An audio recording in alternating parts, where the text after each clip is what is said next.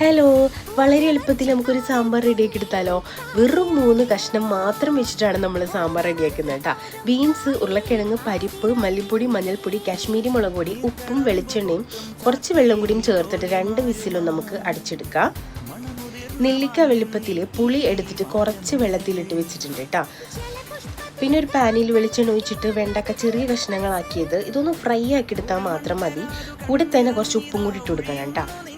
Same ഓയിലിൽ തന്നെ നമുക്ക് കടുകും ഉലുവയും ഉണക്കമുളകൊക്കെ ഒന്ന് പൊടിച്ചെടുക്കാം. ഇതിനുശേഷം നമുക്ക് സാമ്പാർ പൊടിയും കൂടെ ചേർത്തിട്ട് മിക്സ് ആക്കിയിട്ട് പുളിവെള്ളം കൂടി ഒഴിച്ചു കൊടുക്കാം കേട്ടോ.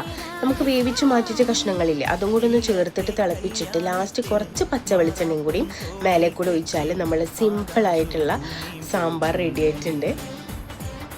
ഇത് നമുക്കൊരു 10 മിനിറ്റ് കൊണ്ട് നമുക്ക് റെഡിയാക്കാൻ പറ്റും. ഇതുപോലെ ട്രൈ ചെയ്യാത്തവരെ എന്തായാലും ഒന്ന് ട്രൈ ചെയ്ത് നോക്കണേ.